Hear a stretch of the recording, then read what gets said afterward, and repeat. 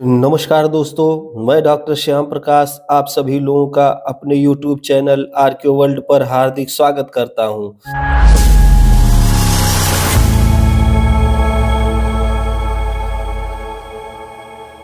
दोस्तों, हम लोगों ने एक नई श्रृंखला प्रारंभ की है जो कि है यूजीसी नेट की, और हम लोग बात कर रहे हैं इतिहास या हिस्ट्री विषय की, जिसका कोड 06 है। इसके विषय में कल हम लोगों ने थोड़ा ब्रीफ चर्चा किया हुआ था, जो कि ऊपर के एरिया में यहाँ छोटे-छोटे क्रम में दिखलाई दे रहा था।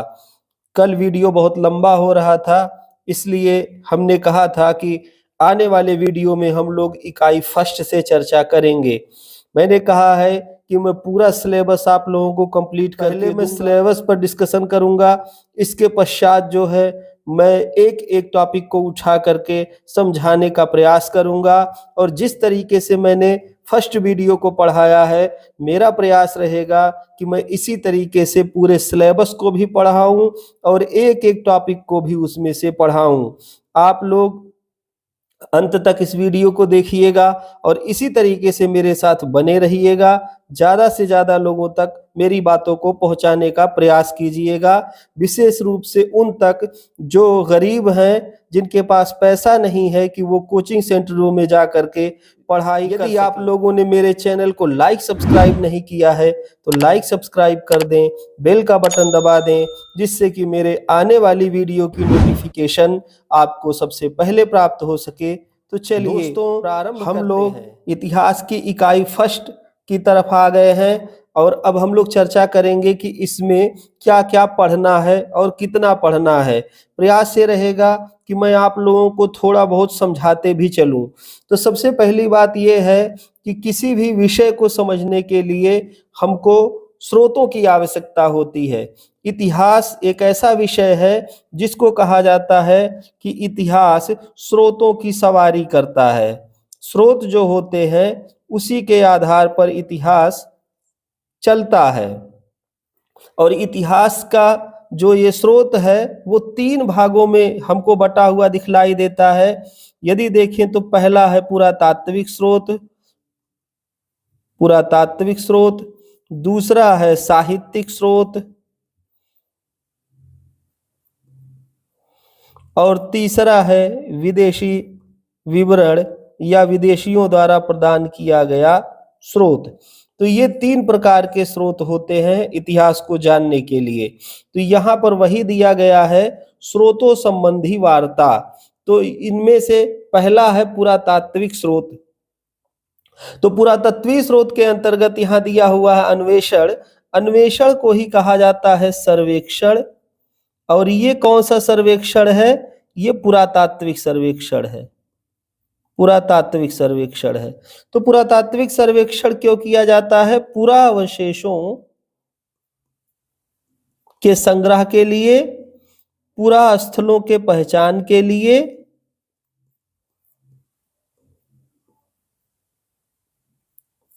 इसके अलावा पुरावशेषों के विश्लेषण के लिए। इसके आधार पर हम किसी क्षेत्र का इतिहास पता करते हैं स्रोतों के आधार पर। तो सर्वेक्षण जो है ये 2 प्रकार से विशेष रूप से दिखलाई देता है। एक होता है गांव से गांव का सर्वेक्षण, और दूसरा होता है नदी घाटियों का सर्वेक्षण।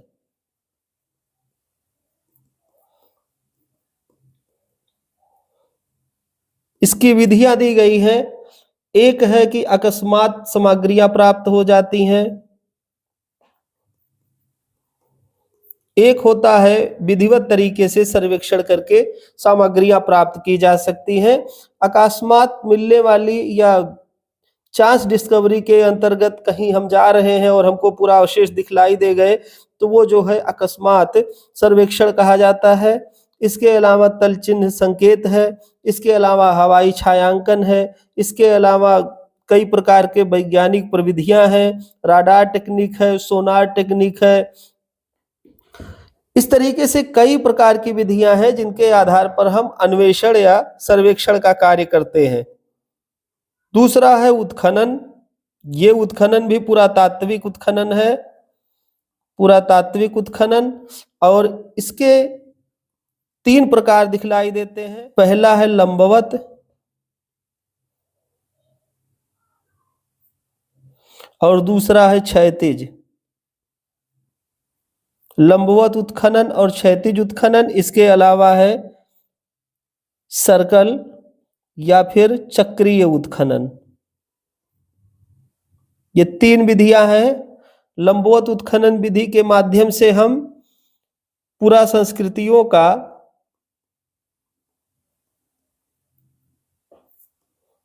पूरा संस्कृतियों के विषय में जानकारी प्राप्त करते हैं। और क्षैतिज उत्खनन से हम किसी संस्कृति के विस्तृत स्वरूप को समझ सकते हैं। और चक्रीय उत्खनन से हम समाधियों का उत्खनन करते हैं। इसके विषय में हमको जानकारी मिलती है, एक किताब है आर्कियोलॉजी फ्रॉम द अर्थ।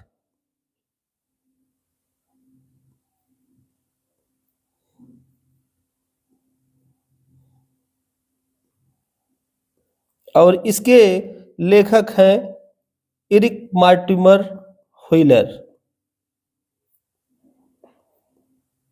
ये आर्कियोलॉजिकल सर्वे ऑफ इंडिया के सर्वेयर भी रहे हैं। तो इस तरीके से अन्वेषण, उत्खनन, पुरालेख विद्या, पुरालेख विद्या जो होती है इसको पैलियोग्राफी कहते हैं।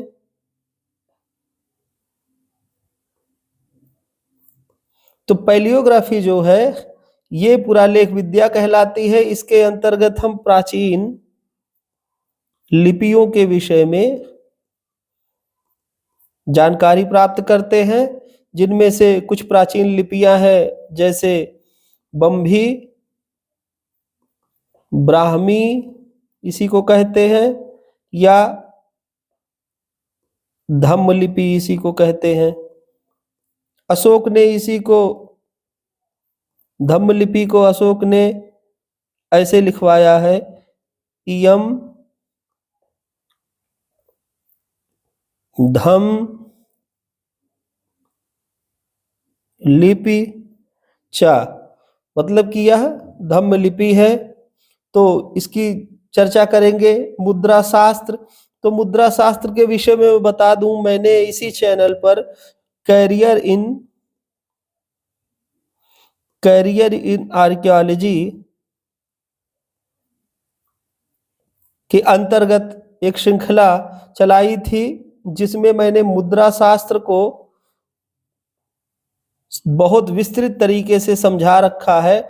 इसी चैनल पर पड़ा है, आप जा करके कैरियर इन आर्कियोलॉजी के प्लेलिस्ट से उसको देख सकते हैं। इसमें मुद्राओं के विषय में जानकारी प्रदान की जाती है। इस पर लिखे हुए लेख, इसके माप तौल, सारी चीजें वहां पर समझाई गई हैं। आप जा करके विस्तृत तरीके से उसका अध्ययन कर सकते हैं। इसके अलावा है पुरातत्वीय स्थलों का काल निर्धारण। तो काल निर्धारण जो होता है वो स्ट्रेटिफिकेशन से होता है। जब हम उत्खनन करते हैं तो इस तरीके से, अगर कोई टीला है, अगर इस तरीके का कोई टीला है और ये नेचुरल सॉयल है, अप्रयुक्ता भूमि है, तो यहाँ पर इस तरीके से कल्चरल सीक्वेंस दिखाई देते हैं। जैसे हम इसको मान लें ये OCP है, तो ये BRW है, ये PGW है। तो इसी को कहा जाता है काल निर्धारण करना। तो PGW काल का एक डेपोजिशन है, एक जमाव है, BRW का एक जमाव है, ऐसे ही OCP का एक जमाव है। इस तरीके से हम काल निर्धारण करते हैं। लेकिन काल निर्धारण की और भी विधियां दी गई हैं, जैसे अनुवर्ष स्तर है।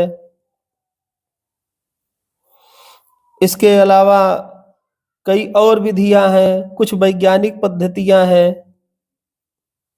वैज्ञानिक विधियां हैं, उसके आधार पर हम काल निर्धारण करते हैं। तो जब हम पढ़ेंगे तो इसको विस्तृत तरीके से देखेंगे कि C14 क्या है। इसके अलावा जो है पोटेशियम आर्गन क्या है, पोटेशियम आर्गन टेक्निक क्या है। इसके अलावा वृक्ष वलय क्या है, इसके अलावा पूरा पराग विश्लेषण क्या है। तो इस तरीके से जो तिथि निर्धारण का है, एक होता है एब्सोल्यूट डेटिंग और एक होता है रिलेटिव डेटिंग। तो एब्सोल्यूट डेटिंग और रिलेटिव डेटिंग के विषय में हम विस्तृत चर्चा करेंगे। यहाँ पर बस इतना जानते हैं कि जो उत्खनन होता है, सामग्रियां मिलती हैं, उनके आधार पर हम काल का निर्धारण करते हैं कि ये जो पूरा सामग्री है किस कालखंड की है और इसका ऐतिहासिक महत्व क्या है। इसके विषय में चर्चा जब हम विस्तृत तरीके से करेंगे तब देखेंगे। साहित्यिक स्रोत देखें तो साहित्यिक स्रोतों में स्वदेशी साहित्य है और इस स्वदेशी साहित्य के अंतर्गत प्राथमिक एवं द्वितीयक स्रोत के अंतर्गत है धार्मिक और धर्मनिरपेक्ष साहित्य। तो धार्मिक साहित्य में वेद से लेकर के ऋग्वेद, यजुर्वेद, सामवेद और अथर्ववेद, ये 4 वेद आ जाएंगे। इसके अलावा पुराण, धर्म शास्त्र, स्मृतियां, महाकाव्य, ये सब जो है इसी के अंतर्गत आ जाएंगी, धार्मिक साहित्य के अंतर्गत। और बौद्ध तथा जैन जो साहित्य है उसको भी इसी के अंतर्गत हम देख सकेंगे। इसके अलावा मिथक है। मिथक जो है वो उसको कहा जाता है मिथक जिसके पुरातात्विक प्रमाण उपलब्ध नहीं होते हैं, उनको इतिहास में ज्यादातर मिथकीय घटनाएं मान लिया जाता है। इसीलिए कई सारे इतिहासकारों का यह मानना है कि जो मिथक और दंत कथाएं हैं ये जनश्रुतियों के आधार पर दिखलाई देती है। तो जनश्रुतियां इतिहास नहीं हो सकती हैं क्योंकि इनका क्रॉस वेरिफिकेशन करना बड़ा ही मुश्किल होता है और बहुत सारी चीजें अलौकिकता लिए हुए होती हैं, जिस कारण से उनका फैक्ट चेकिंग कर पाना बड़ा ही कठिन होता है। इसीलिए मिथकी जो आख्यान है उनके विषय में हम जानेंगे, दंत कथाएं क्या होती हैं उसके विषय में हम जानेंगे। हम ये जान ले कि जो चीज इतिहास नहीं है, कहने का मतलब है जो चीज स्रोतों पर आधारित नहीं है, वह क्या है? वह साहित्य हो सकता है, कहानी हो सकता है, रिपोर्टाज हो सकता है, संस्मरण हो सकता है, डायरी हो सकता है या रेखाचित्र हो सकता है, लेकिन वो इतिहास नहीं हो सकता है क्योंकि मिथकीय आख्यानों का जो वर्णन है वो साहित्य की विधा में देखा जाता है।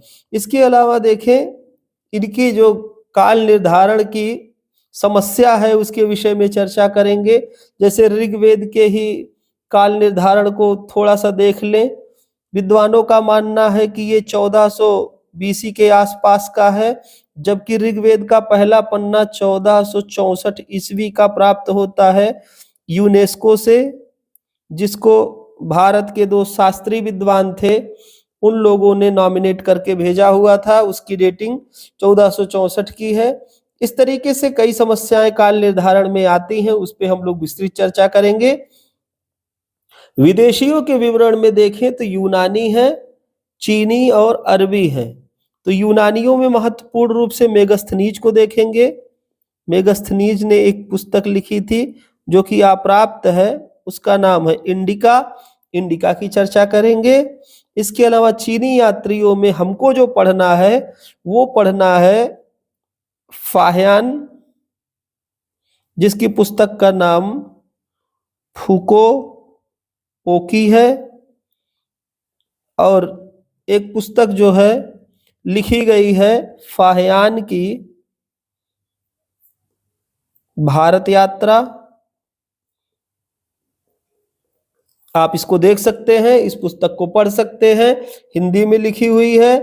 इसके अलावा हम देखेंगे वेनसोंग को, और वेनसोंग की पुस्तक का नाम मिलता है सी यू की मिलता है। और वेनसोंग जो है इसके ऊपर भी एक किताब लिखी गई है, वेनसोंग की भारत यात्रा। तो इस तरीके से दो किताबें हैं, दो विद्वान चीनी यात्री हैं। इसके अलावा एक है इत सिंह, इसके विषय में भी चर्चा करेंगे। तो महत्वपूर्ण रूप से 3 चीनी यात्रियों की चर्चा हम लोग करेंगे।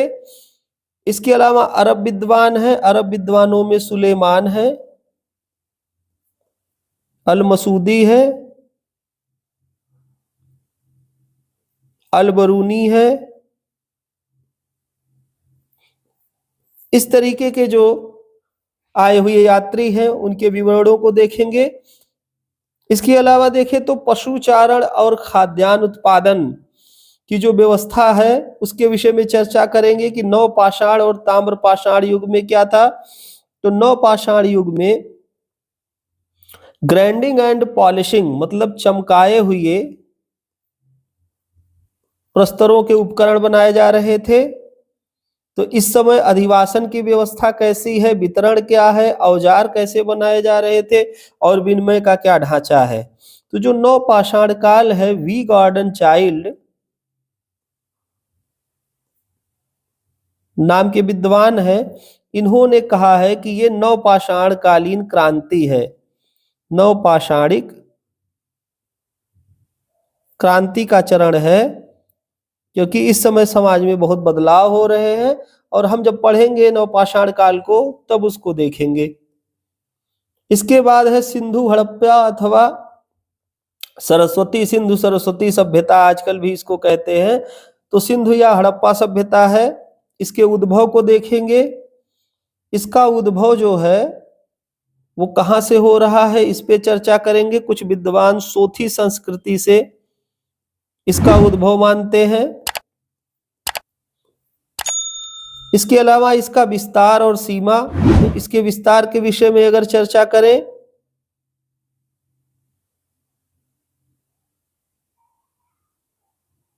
तो कुछ इस तरीके से भारत को अगर देखें तो यहाँ पर है मांडा जो कि कश्मीर में है, यहाँ पर है दायमाबाद जो कि महाराष्ट्र में है, यहाँ पर है सुतका गेंडोर जो कि बलूचिस्तान में है, यहाँ पर है आलमगीरपुर जो कि उत्तर प्रदेश में है। तो कश्मीर, महाराष्ट्र और उत्तर प्रदेश में है। इतने बड़े एरिया में फैला हुआ है इंडस वैली सिविलाइजेशन। ये दूरी है 1400 किलोमीटर की और ये दूरी है 1600 किलोमीटर की। तो इतना बड़ा इंडस वैली सिविलाइजेशन का एरिया है, इसका विस्तार क्रम है। इसके अलावा मुख्य स्थल देखेंगे जैसे हड़प्पा है, मोहनजोदड़ो है। वैसे मोहनजोदड़ो जो शब्द है वो गलत होता है, इसको मुअन कहना चाहिए, मुअनजोदड़ो। कालीबंगा है। इनके महत्वपूर्ण कैरेक्टरिस्टिक फीचर देखेंगे, राखी गढ़ी है, राखी गढ़ी जो है हरियाणा में है, बनावली है, चक्सियासी है, चन्हुदारो है। ऐसे बहुत सारे स्थल हम लोग देखेंगे। अधिवास का स्वरूप कैसा था, शहरी अधिवास का स्वरूप था, ये भी देखेंगे कि इसमें जो है भवन निर्माण की क्या व्यवस्था है। इसके अलावा सड़कें कैसी बनी हुई हैं, इसके अलावा नालियां कैसी बनी हुई हैं, इसके अलावा कुएं के अलावा जो है व्यापार है, वाणिज्य है। इस तरीके की सारी चीजें हम लोग यहाँ पे स्वरूप देखेंगे। शिल्प की विशिष्टता देखेंगे कि यहाँ पर शिल्प क्या क्या है, तो जैसे मनका बनाने का कारखाना है, इसके अलावा और कई चीजें हैं शिल्प से संबंधित जो कि हमको उत्खनन में प्राप्त होती हैं। बहुत सारी ऐसे पुरावशेष प्राप्त होते हैं जिसके आधार पर ये लगता है कि शिल्पकारी की जाती थी। इसके अलावा धर्म क्या था, समाज किस तरीके का था, राज्य और शासन विधि क्या थी, सिंधु घाटी सभ्यता का ह्रास कैसे हुआ, क्या ये बाढ़ से हुआ, महामारी से हुआ, या फिर जो है भूतात्विक परिवर्तन से हुआ,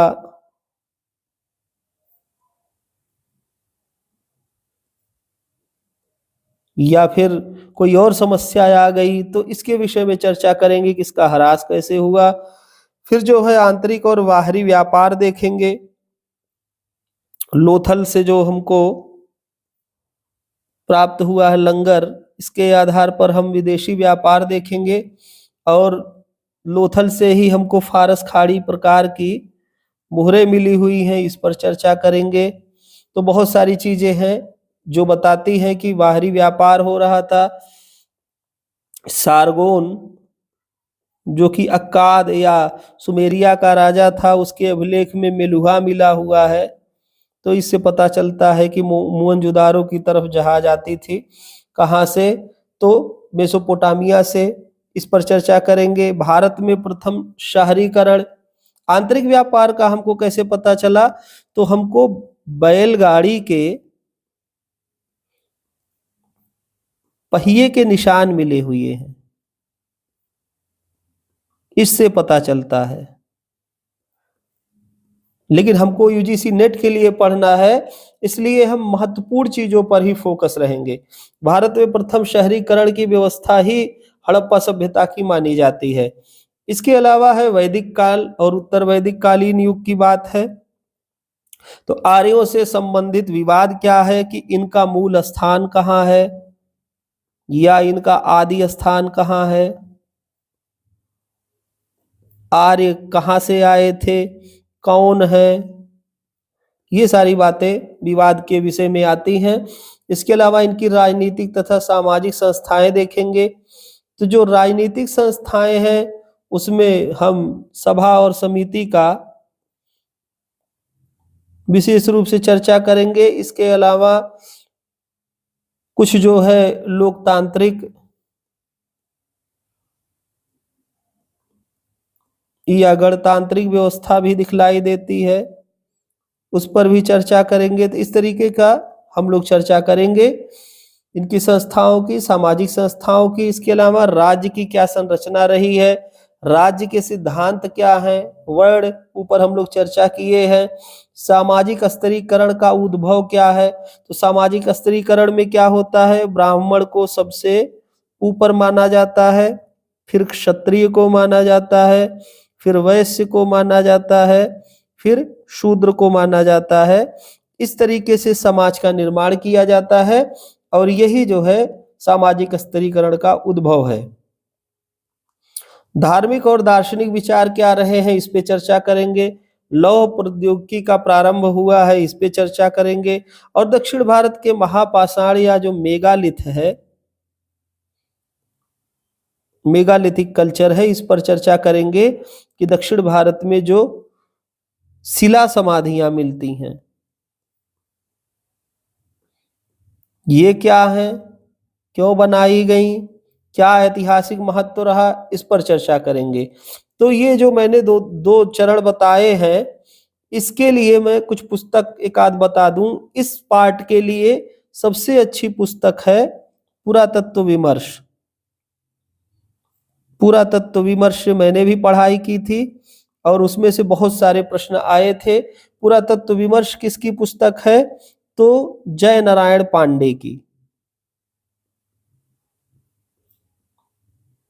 ये कौन है जय नारायण पांडे?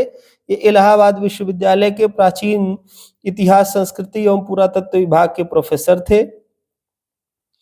इसके अलावा इधर का जो भाग हमको दिख रहा है, इसके लिए केसी श्रीवास्तव की पुस्तक है, कृष्णचंद्र श्रीवास्तव की। जो प्राचीन भारतीय इतिहास एवं संस्कृति करके मिल जाएगा।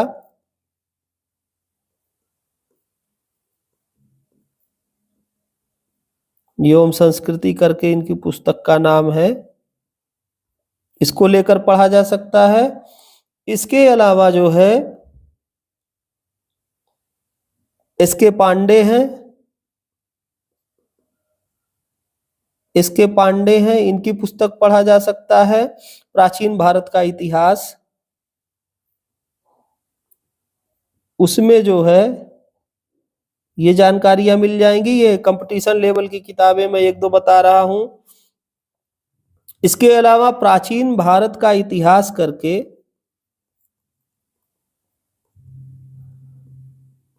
करके एक पुस्तक आरसी मजूमदार की है, डीसी सरकार की है, कई राइटरों की है। और प्राचीन एवं पूर्व मध्यकालीन भारत का इतिहास करके एक पुस्तक है, जो किसकी है? उपेंद्र सिंह जी की है। ये हिंदी इंग्लिश दोनों में मिल जाएगी।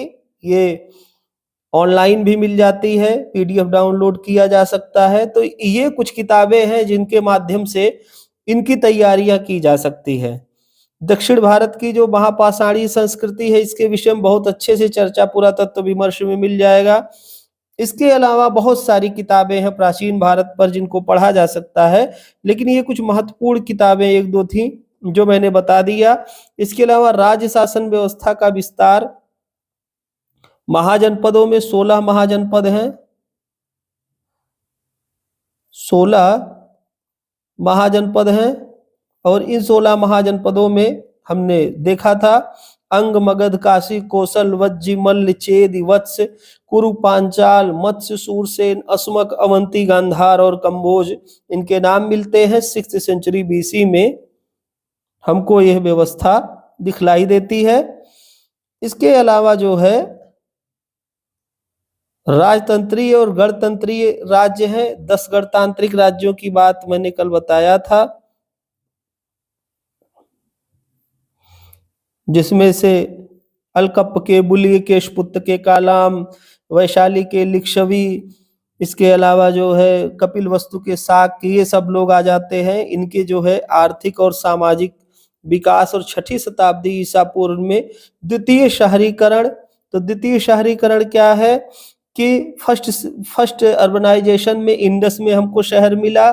इसके बाद जैसे यहाँ पर इंडस का चरण है, इंडस का चरण जैसे ही समाप्त होगा आगे जा करके ऊपर की तरफ आए तो हमको 6th सेंचुरी बीसी में ही जा करके अर्बनाइजेशन दिखता है। और ये जो दिखता है ये विलेज कल्चर दिखता है।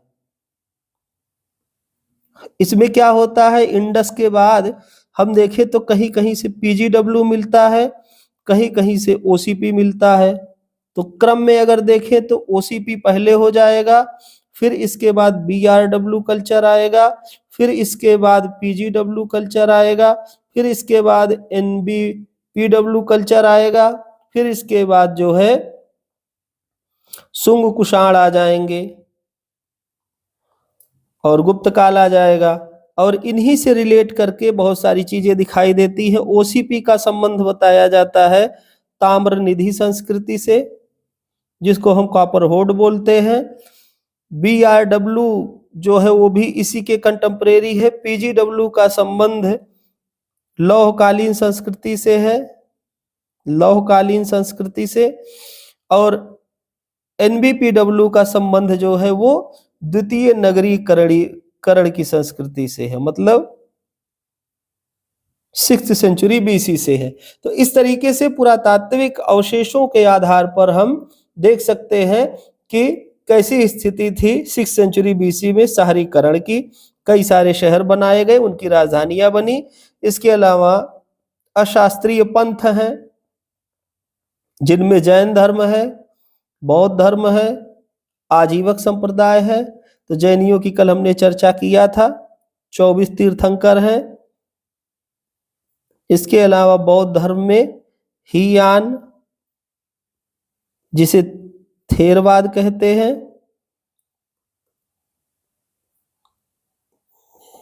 हीनयान या थेरवाद और महायान, इसमें टूट करके हो गया वज्रयान, तंत्रयान और मंत्रयान। तो इस तरीके से ये विखंडित हुआ, इस पे हम लोग चर्चा करेंगे। जैन धर्म का सिद्धांत क्या है, इसकी फिलॉसफी क्या है, महावीर जैन कौन थे, ऐतिहासिक जैन कितने जैन तीर्थंकरों को माना जाता है, किस तीर्थंकर के विषय में यूजीसी नेट में पूछा जाता है, यहां तक मैं बताऊंगा। जैसे बाहुबली का उल्लेख आता है, तो बहुत सारे स्टूडेंट नहीं जानते कि बाहुबली कौन है। तो बाहुबली जो है वो ऋषभनाथ के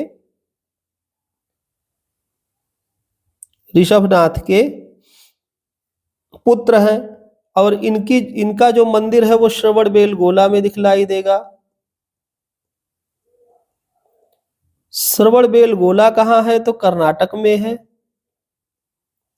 हासन जिले में।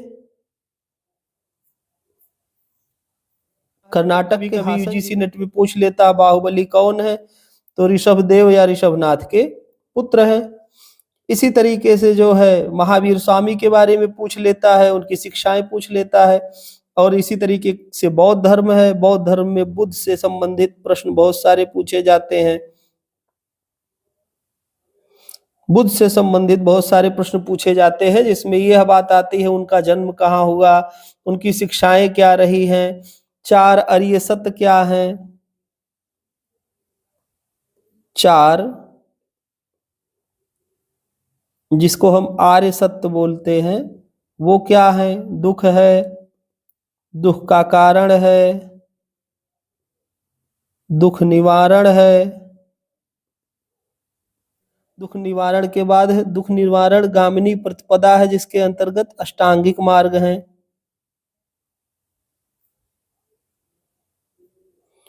तो इसका हम चर्चा करेंगे। इसके अलावा कार्य कारण का सिद्धांत है, कार्य कारण सिद्धांत। कार्य कारण सिद्धांत के अलावा प्रज्ञा, शील, समाधि नाम के 3 स्कंध हैं। इसके अलावा जो है 10 शील है। इस तरीके से करके हम देखेंगे बौद्ध धर्म के पूरे दर्शन को, जैन धर्म के पूरे दर्शन को। इसी तरीके से आजीवक है, आजीवकों का संबंध बौद्ध धर्म के समानांतर दिखलाई देता है। और कई आजीवक जो भिक्षु हैं वो बिंदुसार जैसे आगे चल करके बिंदुसार जैसे राजाओं के दरबार में दिखलाई देते हैं। और जो हर्यंक काल था, हर्यंक वंश थे, हर्यंक वंश था, हर्यंक वंश के शासक थे, उनके समय में भी आजीविकों का उल्लेख हमको मिलता है। तो आजीविकों पर चर्चा करेंगे।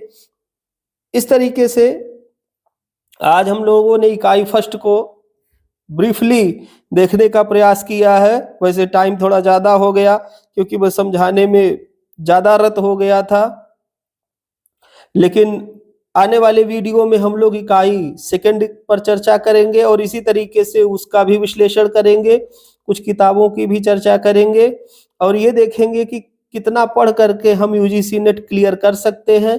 मैं क्लियर बता दूं कि यूजीसी नेट निकालने के लिए बहुत ज़्यादा मेहनत करने की ज़रूरत होती है, लेकिन सही दिशा में मेहनत करने की ज़रूरत है। ये नहीं होना चाहिए कि कोई भी किताब उठाए और कहीं से भी पढ़ना शुरू कर दिए। एक लिमिट सिलेबस होता है हर कंपटीशन को निकालने का और उसी पर चल करके कोई भी विद्यार्थी सफलता प्राप्त कर सकता है। तो आज के लिए बस इतना ही। आप लोग मेरे साथ इस वीडियो में अंत तक बने रहे, इसके लिए आप सभी लोगों का बहुत बहुत धन्यवाद।